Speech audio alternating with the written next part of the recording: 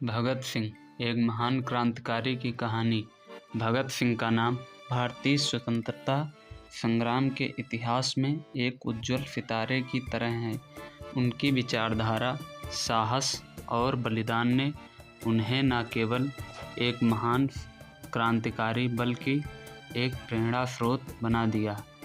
इस कहानी में हम भगत सिंह के जीवन, उनके संघर्ष और उनके बलिदान की गाथा को जानेंगे।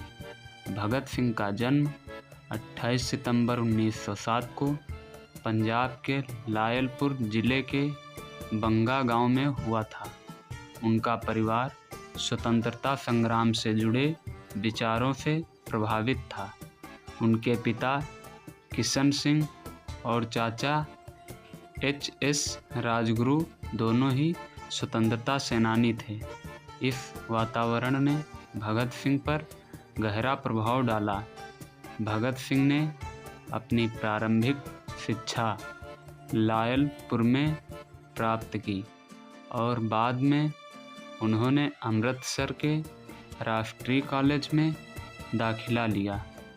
यहाँ उन्होंने समाजवाद, मार्क्सवाद और क्रांतिकारी विचारधारा के प्रति गहरी रुचि विकसित की। भगत सिंह ने अपने युवावस्था में ही भारतीय राजनीतिक परिदृश्य को समझना शुरू कर दिया।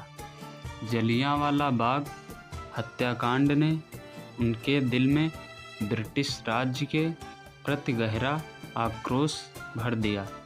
उन्होंने महसूस किया कि केवल राजनीतिक सुधार से काम नहीं चलेगा, बल्कि इसके लिए सशस्त्र संघर्ष आवश्यक है। 1926 में भगत सिंह ने Hindustan socialist Republican association HSRA से जुड़कर क्रांतिकारी गतिविधियों में भाग लेना शुरू किया।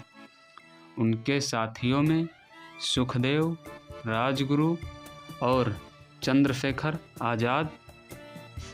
आज़ाद जैसे महान नेता शामिल थे।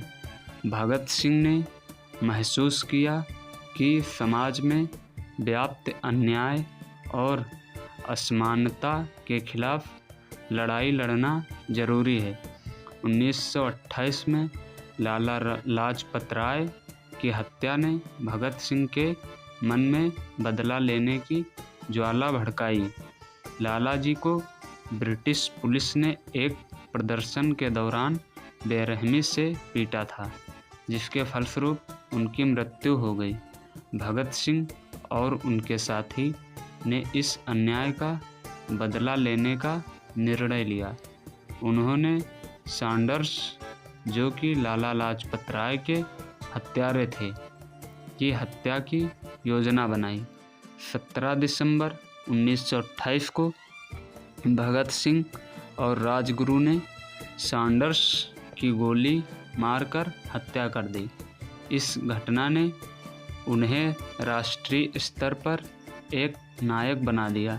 भगत सिंह का अगला कदम ब्रिटिश सरकार के खिलाफ और अधिक सशक्त रूप से विरोध करना था। 8 अप्रैल 1929 को भगत सिंह और उनके साथी बटुकेश्वर दत्त ने दिल्ली की केंद्रीय विधानसभा में बम फेंका।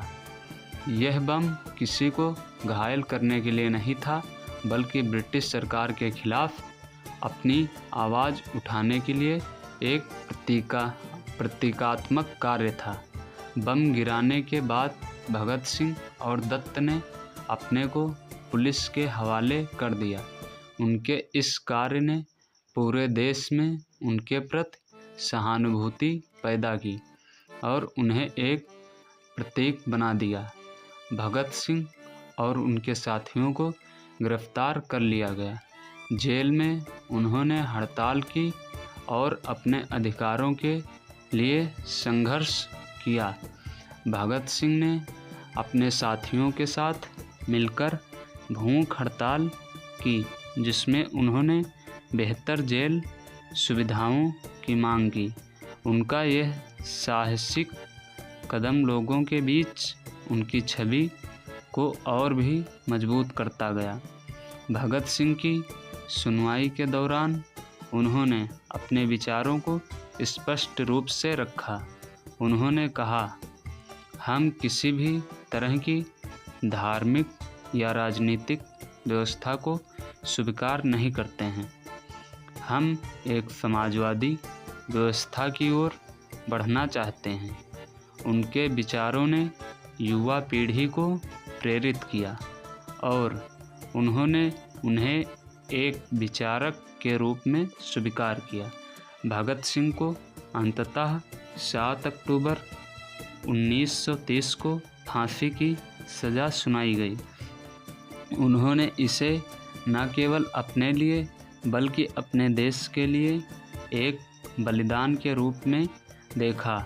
उनका मानना था कि उनकी शहादत से देश में और भी अधिक युवा उठ खड़े होंगे। भगत सिंह और उनके साथियों ने 23 मार्च 1931 को फांसी के फंदे को गले लगाकर उनकी शहादत ने पूरे देश को एक नई ऊर्जा दी। भगत सिंह की कहानी केवल एक क्रांतिकारी की कहानी नहीं है, बल्कि यह एक विचारधारा की कहानी है। उन्होंने यह साबित किया कि स्वतंत्रता के लिए लड़ाई केवल सत्ता हासिल करने के लिए नहीं, बल्कि समाज में असमानता और अन्याय के खिलाफ भी है। भगत सिंह का जीवन हमारे लिए एक प्रेरणा है। उनका बलिदान यह सिखाता है कि सही के लिए लड़ना कभी व्यर्थ नहीं जाता।